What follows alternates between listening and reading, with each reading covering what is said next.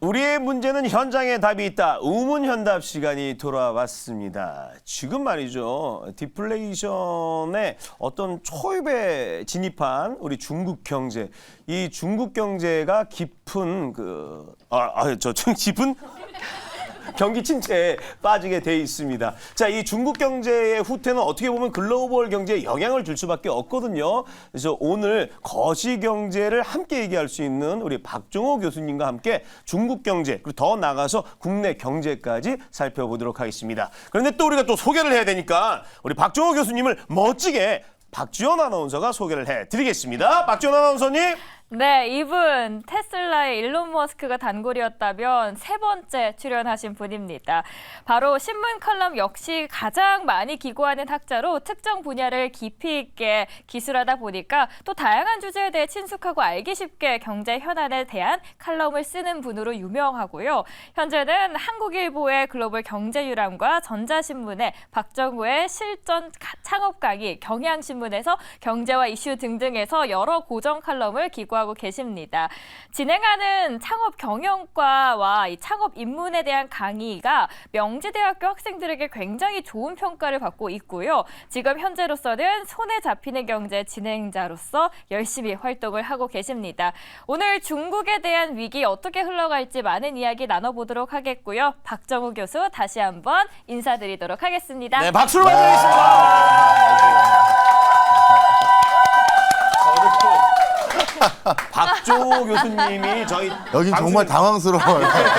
나와주셔서 이게 트레이드 마크가 됐어요. 네, 경제 방송의 아침마당이다. 이게 진짜 트레이드 마크가 돼갖고 지금까지 19회까지 오는데 계속 지금 이어가고 있습니다. 너무 감사드리고요. 네. 아까 그 창업 얘기도 해주세요. 네. 저희 요즘 학생들이 창업에 대해서 부쩍 관심이 많습니다. 네. 그런데 이제 창업은 정말 준비를 철저히 하지 않으면 크게 낭패를 보잖아요. 네, 그렇죠. 그래서 학교 측의 허락을 득해서 네. 창업과 관련된 강좌도 좀 열어서 하고 있습니다. 궁금한 게 요즘 젊은 세대 분들은 창업 중에 어떤 쪽으로 창업을 하고 싶어 하나요? 예, 의외로 예. 굉장히 폭이 넓은데요. 폭이 넓어요. 최근에는 농업 창업을 하는. 농업이요? 네.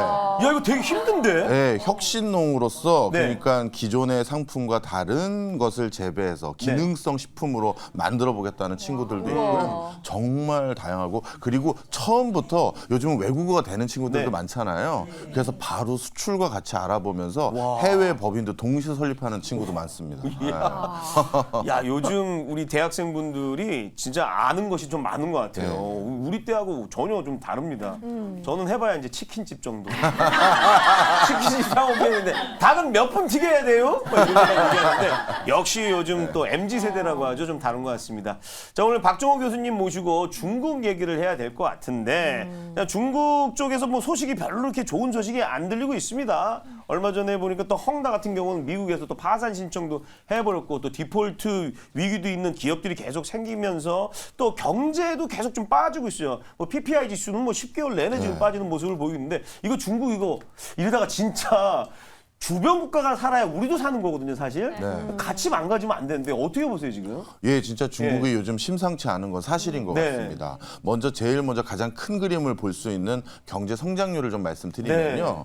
원래 이번 2, 4분기 때 중국의 경제 성장률을 전문가들이 예측했을 때 제일 높게 잡았던 분들은 7.7% 정도도 잡은 분들이 계세요. 근데 뚜껑을 열었더니만 6% 중반대가 나온 거예요. 그래서 1%포인트 가까이 떨어진 거거든요. 예상치보다도요. 그럼 1%포인트 가까이 떨어진 것도 사실 저희들 입장에서는 이게 얼마나 대단한 건지 아는데 근데 많은 분들이 이렇게 질문을 하시더라고요. 아니 교수님 그렇게 1%포인트 가까이 떨어져서도 경제 성장률이 6%대인데 그럼 우리나라는 지금 1% 중반대 경제 성장률이 점쳐지고 있는 상황에서 괜찮은 거 아닌가요? 이렇게 얘기를 하십니다. 자, 근데 여기서 간단한 상식을 말씀드리면요. 경제 성장률은 전년 동기 대비로 비교를 하거든요. 그런데 지난해 2, 4분기 그때 중국의 상황이 어땠냐면 중국의 경제 수도라고 할 수 있는 상해, 이 상하이를 봉쇄할 정도였어요. 코로나19 때문에. 그래서 상하이에 살고 있는 사람들이 자기 아파트 단지 밖을 못 나가는 상황이었거든요. 그런 때의 경제 성장률. 그러니까 성적표가 제일 낮았던 거와 비교해서 오른 걸 얘기하는 거니까 네. 이건 6% 오른 게 높이 오른 게 아니에요.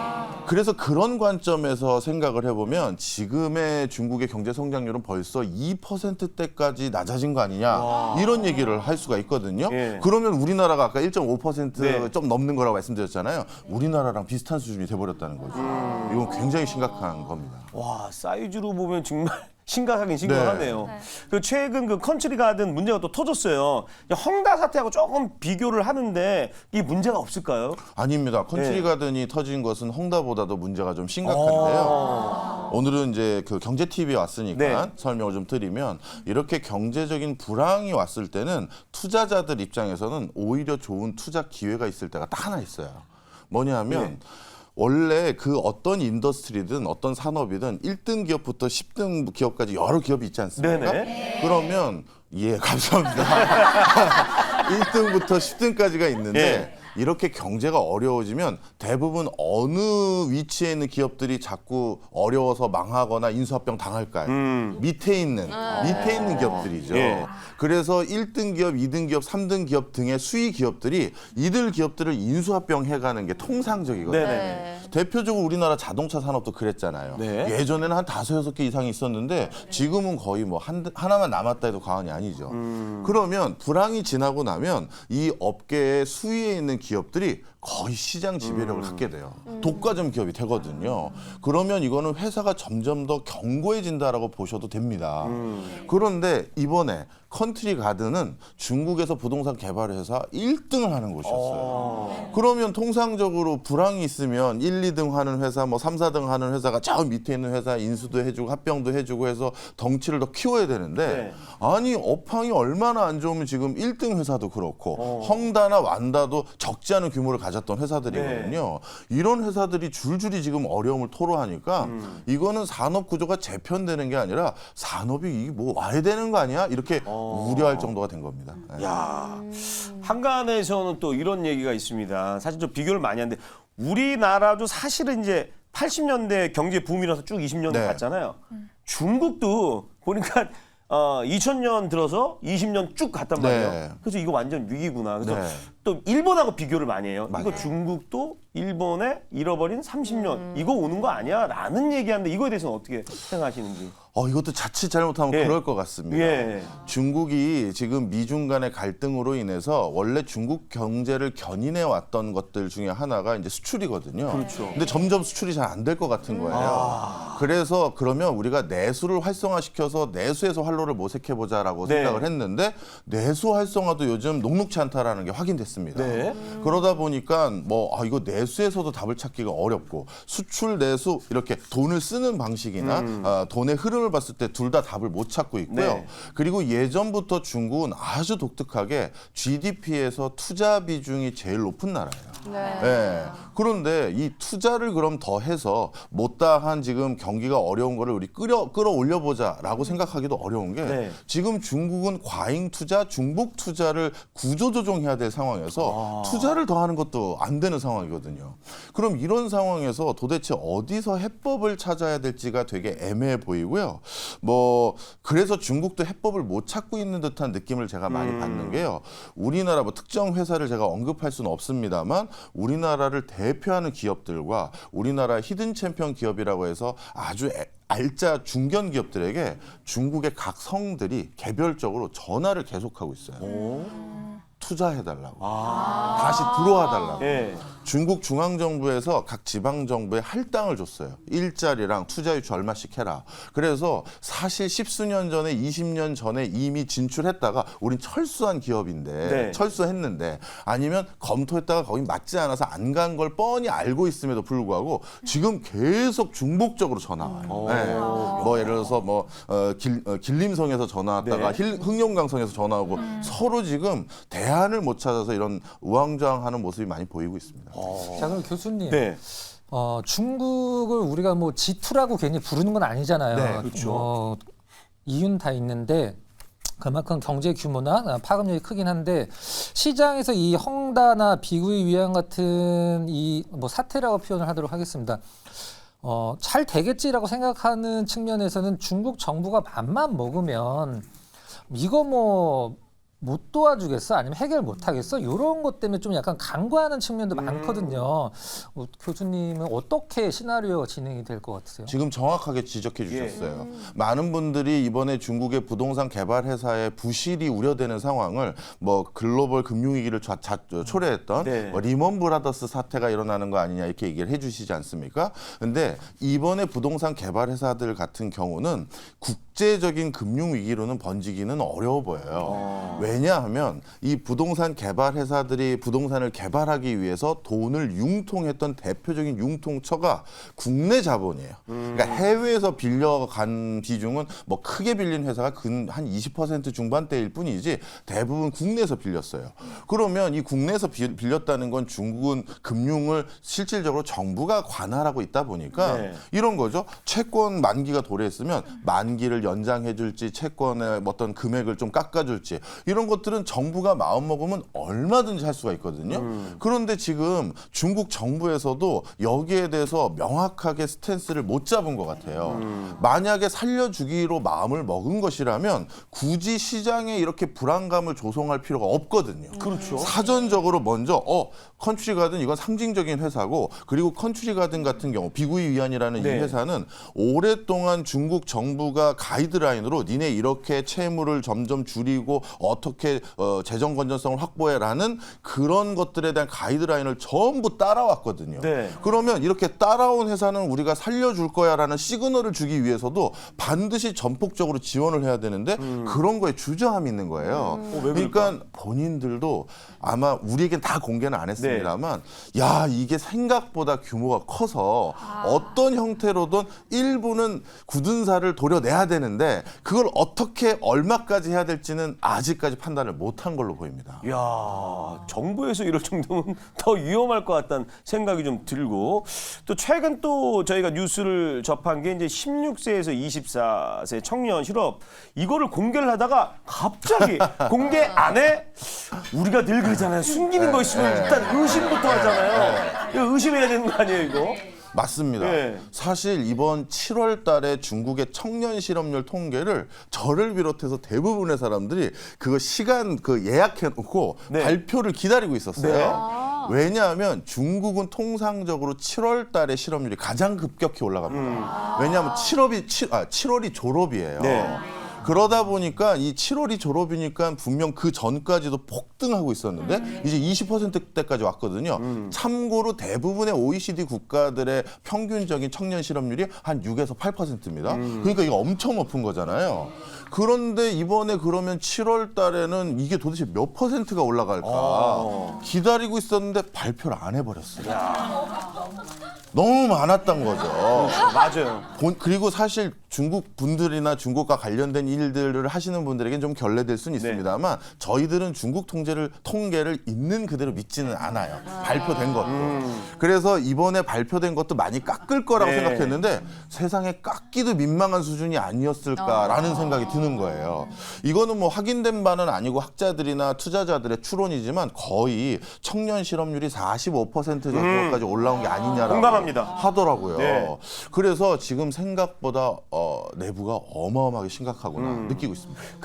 이게 저 진짜 공감하는 게 뭐냐면 스페인도 실업률이 있었을 때 한 20%대 얘기했거든요. 네. 근데 속을 딱 들여다보니까 50%였어요. 그렇기 때문에 중국도 나는 더하면 더했지 덜 하진 않을 것 같다는 생각이 좀 듭니다. 근데 이렇게 예. 문제가 되는 게 사실 연인 사이에서도 네. 싸우게 되면은 서로 제일 무서울 때가 말을 안 할 때잖아요. 그렇죠. 정확한 비유. 싸움이 제대로 싸워야 되는데 그래서 저는 이 시점에서 고민이 되고 좀 문제라고 생각하는 게 아예 공개를 해버리면 이제 해외 쪽에서 미국 쪽에서도 어느 정도 목을 조를지 이제 감이 올 텐데 미국 쪽에서의 스탠스도 어떻게 취해야 될지가 궁금해지거든요. 예. 그래서 바이든 대통령이 은유적인 표현으로 이렇게 하셨어요. 중국 경제는 시한폭탄 같다. 그러니까 언제 터질지 모르겠다라는 약간 은유적인 표현을 할 수밖에 없는 게 정확히 지금 판단을 못 하겠거든요. 그러다 보니까 보니까 지금 그런 표현을 쓰고 있고요. 실질적으로 중국 경제와 직접적으로 어떻게 보면 투자 관계에 엮이지 않는 국가들이라 하더라도 네. 중국이 전 세계에서 차지하는 비중이 워낙 크잖아요. 네. 그러다 보니까 중국의 경제 활성화에 어떻게 보면 의존해서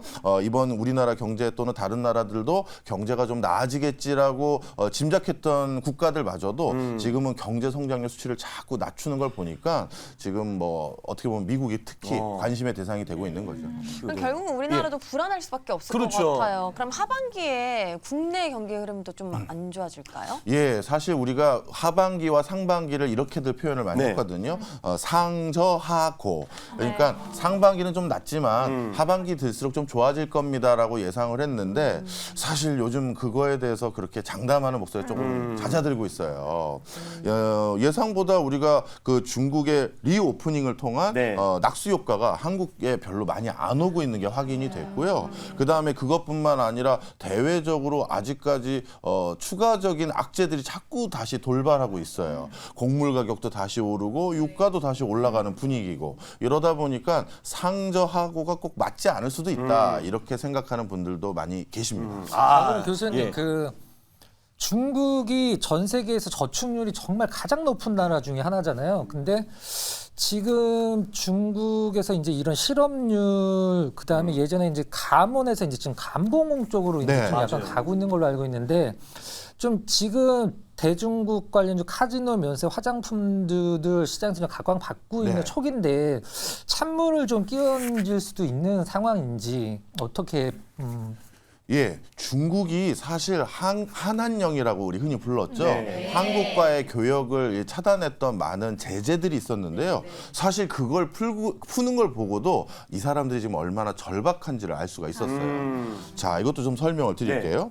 중국인 단체 관광객들이 한국에 오는 것을 철저히 막고 있었고 네. 그리고 중국도 도박에서 워낙 예전에 어두운 역사가 있기 때문에 마카오에서 며칠 이상 체류하면서 도박하는 걸 중국 내국인들을 막았거든요. 그런데 이렇게 중국이 어떻게 보면 국정 기조에 해당되는 걸 전부 푼 이유는 한국의 단체 관광을 보내도 좋으니 중국 내부에서 그런 관광업이라도 조금이라도 활성화돼서 그 사람들 모으고 뭐 그 사람들 여행 가이드하는 사람들 그 일자리 하나라도 만들라는 얘기인 거예요. 그리고 마카오의 전면적인 카지노 재허용이라든가 그 기타 국가들 마찬가지고 그런 걸 허용해 줬던 것도 사양 산업으로서 국가의 위화감을 조성할 수 있는 일들 못 하게 했었는데 지금은 그런 거 상관 안 할 테니 그거라도 해서 경제를 일으키라는 거예요. 그래서 제 소견으로는 앞서서도 말씀드렸듯이 내수, 투자, 수출 어디에서도 답을 못 찾고 있는 상황에서 이런 것들을 허용해줬던 이 추세가 당분간 바뀔 것 같지는 않습니다. 바뀔 것 같아요. 이건 저한테 이 질문은 저에게 되게 중요한 질문입니다. 오늘 별별 기업의 중국과 관련된 거기 때문에 되게 이 답이 오늘 승패가 좌지우지가 됩니다. 들어보겠습니다. 정말이에요, 이거는. 네. 얼마 전에 네. 그 중국에서 단체 관광을 풀어줬잖아요. 사드 이후에 이제 6년 만에 이제 풀어줬는데 이분들이 이제 들어올 것 같아요. 자, 예전 사드만큼은 아닐 것 같지만 와서 과연 이분들이 돈을 쓸 것 같는지 아니면 만약에 쓴다면 어느 쪽을 보고 쓸지 우리 교수님의 해안은 어떤지 궁금합니다. 네. 중요합니다, 저한테는. 아 그래요? 그 별 때문에 예, 그러시군요. 별에 이제 달려 있어요. 돈 많이 써야 돼. 자, 제가 답변한 게 어느 분에게 유리한지 모르겠습니다만 일단 중국인들이 그 사이에 관광을 하는 문화가 좀 바뀌었어요. 네. 어떻게 바뀌었느냐? 이 코로나19 때문에 단체로 몰려다닌 것에 대해서 그렇게 좋아하지 않습니다. 그래서 이제는 중국인들도 우리처럼 개별 단위의 관광 그리고 소수의 가족 단위라든가 이런 관광이 대세가 될 것 같아요. 예, 그래서 그런 형태로 여행의 패턴이 좀 바뀔 것 같고요. 그다음에 과거에는 중국인들을 대상으로 우리가 관광을 했던 방식이 약간 관광지 보여주고 무조건 어떻게 보면 쇼핑몰에 집어넣는 거였어요. 그 뭐 사라고. 그렇게 했더니만 관광 만족도가 떨어져서 오히려 한국이 아닌 다른 나라들로 많이 갔었다라는 걸 그 사이에 우리가 많이 알고 있었거든요. 그러다 보니 이번엔 이렇게 단순히 쇼핑을 강제하거나 유도하기보다는 네. 다른 좀 중장기적인 형태로 중국 관광객들을 계속 끌어들일 수 있는 형태로 상품군도 좀 바뀌어가는 모습들을 좀 확인했습니다. 그러니까 예전과 똑같은 형태의 중국 관광은 아닌 형태로 그래도 부문일 것 같고요. 아까 말씀 주신 것처럼 중국뿐만 아니라 전 세계에서 이것도 참 불편한 진실인데 네. 저축이 급격히 늘었어요. 네, 뭐 우리나라도 가계 부채가 뭐 그 몇 해 전에 뭐 가계 부채가 1,000조 원이 넘었고 네. 지금은 뭐 부채가 뭐 GDP를 넘어섰다 해서 우리가 이렇게 빚이 많다 이렇게 생각들 네네. 하잖아요. 근데 또 한 축에는 초과 저축액이 100조 원이 넘어섰어요. 이 초과 저축이라는 건요. 통상적으로 매해 우리나라 국민들이 저축하고 있는 금액, 늘어나는 금액에 비해서 초과로 더 저축했다는 거예요. 그게 100조 원이 2년 반 동안, 코로나19 기간 2년 반 동안 100조 원이 넘었어요. 네. 그러니까 지금 어느 계층은 내가 이 돈을 다 어떻게 해야 될지 모르는 사람들이 한국도 많고 중국도 많아요. 그래서 우리가 경제가 어렵다라는 용어를 전 좋아하지 않고요. 네. 경제가 진짜 극단적으로 양극화돼가고 있구나. 이렇게 보여져서 황제 관광의 수요는 엄청날 것 같습니다. 네. 그러면은 이게 중국의 이게 경제 회복이 어느 시그널을 딱 보고 이제 회복됐다라고 느낄 수가 있을까요? 어떤 시그널을 봐야 될까요? 지금은 회복 시그널이 아니라 더 나빠지는 시그널들이 어디서 터질지를 먼저 아이고. 보고 있어요. 네. 올 상반기에 중국의 반도체 관련한 회사가 한 6,000개 가까이 문을 닫았거든요. 와. 네. 그리고 이제는 건설 부동산이고 네. 그럼 그 다음은 2차 전지나 전기 자동차가 아니겠느냐라고 점치고 있어요. 아직까지는 이게 워낙 정해진 미래라고 얘기할 정도로 앞으로 큰 판이 열릴 것 같기 때문에 이 시장에서 뭔가 다양한 플레이어들이 전 세계적으로 뻗어나가는 것을 지원하기 위해서 중국 정부도 아직까지 여기는 빵빵하게 뒷받침을 해주고 있어요. 그런데 지금 전 세계에서 중국산 또는 중국 부품이 들어가는 것에서 우호적이지가 않거든요. 그러다 보니까 이쪽 부분에 구조조정이 일어났었을 때는 다시 이런 회사들은 미국의 나스닥에도 상장된 회사가 많이 있거든요. 네. 그러면 이제 국제적인 증시에도 악영향이 미쳐지니까 그 섹터가 어디일지 지금 오히려 더 안 좋아질 걸 찾아보고 있는 상황입니다. 그럼 미중이 미국의 압박이 일단 그렇다면 통했다라고 봐도 되는지 아니면은 사실 미국 안에서도 중국 기업들 들어오지 마라고 이야기는 하지만 우회적으로 해가지고 들어가는 기업들도 있지 않습니까? 그렇다면 이 반도체 쪽은 우리나라는 어떻게 대응을 하면 좋을까요? 네, 사실 뭐 동의 안 하시는 분들도 많으실지 네. 모르겠습니다만 저는 반도체를 굉장히 긍정적으로 봅니다. 많은 분들이 지금 반도체를 바라보는 프레임이 미국을 선택하면 중국을 놓치고 중국을 선택하면 미국을 놓친다 이렇게들 생각하시면서 약간 이분법으로 나가고 있죠. 그래서 반도체 전체 시장 규모가 줄거나 우리가 선택을 해야 된다고 생각을 하시는데요. 아마 많은 분들 요즘 올 상반기만 하더라도 삼성이 어마어마한 감산을 한다. 이제 영업이익이 사상 최저 수준까지 내려갈 거다. 이런 얘기했지만 정작 상반기보다 삼성전자 주가가 좀 오른 상태에서 유지되고 있잖아요. 네. 그게 왜 그러냐 하면 반도체 시장이 더 커져버릴 것 같아요. 크게 세 가지 요인을 꼽습니다. 첫 번째는 올해부터가 반도체를 소비하는 주체가 사람이 아닌 무언가가 더 생겼어요. 바로 챗 GPT라는 네. 생성형 인공지능인데요. 이 생성형 인공지능은 쉽게 말하면 우리 사람이 어떤 A4로 글 하나를 쓰기 위해서는 여러 페이지를 읽어보고 참고해서 쓰잖아요. 그렇죠. 그런데 이 생성형 인공지능이 이제 보편적으로 사용되기 시작하면서 이들이 우리를 위해서 뭔가 이런 A4 한 장들을 작성해 주는데 이들이 작성하기 위해서 읽는 페이지 숫자는 짧은 시간에 몇만 페이지를 읽거든요. 그 얘기는 달리 말하면 뭐다? 그만큼 반도체 관련한 리소스를 많이 잡아먹는 거예요. 그러면 이 생성형 인공지능은 전문가들만 사용하는 인공지능 기술이 아니라 우리 일반인들이 다 쓰는 거니까 전면적인 반도체 수요가 더 늘어날 수 있는 요인이 하나 생긴 거고요. 그다음에 불과 이제 한 2, 3년 뒤부터는 전폭적으로 이제 시작을 할 것으로 보여지는 비즈니스 중에 하나가 일론 머스크가 하고 있는 우주 인터넷 사업, 스타링크 사업입니다. 많은 분들이 스타링크 사업을 우리나라 이통사들하고 경쟁한다고 오해를 하세요. 그러니까 우리 뭐 U+나 KT와 스타링크, 난 그럼 어느 걸로 인터넷 서비스를 받지 이렇게 오해하시는데 그 서비스는 그런 목적이 아니에요. 네. 이 지금까지 우리 지구 인류 중에서 아직까지 인터넷을 사용하지 못하는 영역에 살고 있는 분들이 20억 명 있어요. 네. 사하라 이남 아프리카 지역이라든가 중동의 일부 지역들, 중남미 지역들. 그런데 그곳은 그 나라에서 이통 서비스가 아예 없거나 있어도 이렇게 변두리 지역은 서비스 안 하는 예. 그런 것이거든요. 그럼 그 20억 명이 이제 스타링크 등의 우주 인터넷 서비스가 본격화되면 직접적으로 인터넷 수요자가 되니까 예. 바로 휴대폰 사야 되고 노트북 사야 되고 다양한 디바이스들을 또 사야 되는 거예요. 이것도 반도체 수요를 또 늘리는 요소가 되는 거죠. 예. 그리고 마지막 세 번째는 이제 내년부터 저는 이걸 되게 긍정적으로 보는데 내년부터 본격화될 것으로 보이는 이 쓰는 거. 예. 애플의 비전 프로를 예. 비롯해서 이 메타의 오큘러스 퀘스트 같은 경우는 이미 2천만 대 가까이 팔렸어요. 그리고 삼성도 이미 삼성이 몇 년 전부터 이 쓰는 갤럭시, 네. 갤럭시 글래스라고 본인들은 이게 상표 등록까지 미리 네. 다 해놨는데 이거에 대한 특허 등록을 벌써 몇 년 전부터 2,000개 이상을 해놨거든요. 그럼 이제 내년부터는 뭔가 이 쓰는 디바이스에 대한 새로운 시장이 또 열리는 거예요. 우리가 아이폰 처음 나왔을 때 이거 어디다 써야 될지 모르지만 샀던 물건이 하나 더 있거든요. 네. 아이패드잖아요. 맞아요. 그때는 솔직히 저도 처음 나오자마자 호기심에 샀는데 솔직히 아무 쓸모 없었어요. 지금은 곧잘 쓰잖아요. 그게 이제 사람의 심리거든요. 그래서 그런 새로운 디바이스에 또 수요가 생기다 보니 이것도 반도체 수요거든요. 네. 네.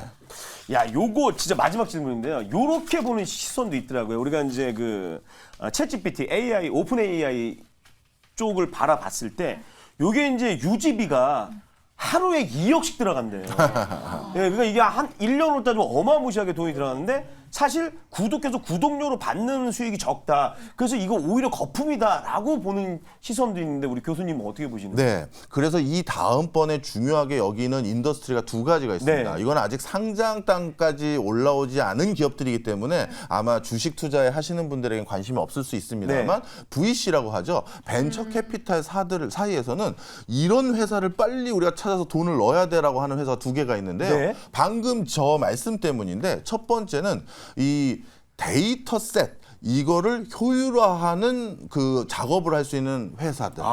설명을 드리면 챗 GPT가 아까 말씀드린 것처럼 A4 한 장의 어떤 답변을 우리한테 주기 예. 위해선 몇만 페이지를 읽는다고 했잖아요. 근데 제가 지시한 걸 그 답을 주기 위해서 본인이 몇만 페이지 읽을 때는 그 페이지 내용들 중에서는 어떤 거는 초등학생이 쓴 글, 어떤 거는 중학생이 쓴 글들도 막 있을 거 아니에요. 그런 것까지 다 읽느니라고 리소스를 너무 많이 잡아먹는 거잖아요. 그러니 이런 지시에 딱 요거만 보면 된다라는 그 데이터셋을 효율적으로 만들어 놓으면 네. 그런 불필요한 리소스 잡아먹히는 게 덜하거든요. 그래서 데이터 웍을 어떻게 해서 이걸 효율적으로 제공할 수 있는지에 단에 어떤 해법을 제시하는 회사가 있으면 이거 대박 날 것이다 해서 코스트 절감이 되니까요. 예. 그래서 그런 차원이 하나 있고요. 그다음에 아주 중요한 말씀 하셨어요. 챗 GPT 때문에 더더욱 우리가 고민해야 될 인더스트리가 환경이에요. 전기를 무한 잡아먹거든요. 그러다 보니까 이제 점점 더 ICT 기기에 대해서 이 전기 절감 효율 뭐 이런 관점 그리고 이런 것들에 대해서 대안을 제시하는 어떤 그 기술이나 기기 이런 걸 가지고 있는 회사에 엄청난 또 돈이 몰려갈 겁니다. 예. 네. 자, 마지막으로 요 질문하고 끝나도록 간단하게 하겠습니다. 하나. 네. 미국은 인플레를 걱정하고 중국은 디플레를 오케이, 걱정하는데 예. 중국의 디플레가 전 세계 인플레를 잡을 가능성도 있다. 이런 의견도 있는데 간단하게 좀 시간관에서 코멘트만 좀. 네. 상당히 좋은 지적해 주셨어요.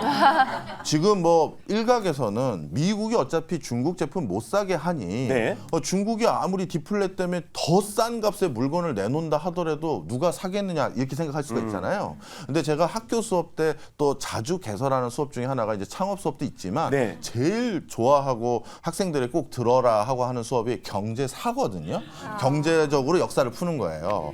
근데 그 과목을 준비하기 위해서 제가 여러 이제 나라들의 역사를 반추해 보면 돈이 될 것 같다라는 비즈니스를 법적으로 막는 데 성공한 사례는 한 건도 없어요. 그래서 달리 말하면 밀주, 밀매, 밀수를 막는 데 성공한 사례는 한 건도 없어요. 즉 미국이라는 빅보스가 야, 저 나라 물건 사지 마라고 얘기할진 모르겠지만 우리 국민들이 우리 경제에서 야, 저거 사는 게 우리에겐 이득이야 라고 하면 제3세계를 통해서 사오던 페이퍼 컴퍼니를 설립해서 사오던 어떤 방식으로도 사오게 돼 있어요. 그러니까 저는 분명 인플레가 잡히는데 일정 부분 기여할 거라고 생각합니다. 그래요. 이거 짧게만 답변해 주시죠. 계속 짧게 진짜 이거 해야 돼. 중국 마블 중국. 자, 중국 우리가 바라봤을 때 어떻게 접근해요? 이제 중국이 계속 뭐 손 놔야 돼요? 아니면 투자하는데 접근을 해야 돼요? 우리가 중국과는 점점 원만한 관계를 유지하기가 내적인 이유로 외적인 이유로 어려워져 보여요. 예. 그래서 빨리 중국을 대체할 시장을 찾아야 된다. 저는 그렇게 말씀드리고 싶습니다. 알겠습니다. 예. 이제 더 이상 질문 없습니다. 예, 오늘 나와주셔서 중국 전반적인 얘기와 그리고 또 미국 얘기 또 우리 국내 경제까지 얘기해 주셨습니다. 오늘 나와서 너무 감사드립니다. 고맙습니다. 예, 고맙습니다.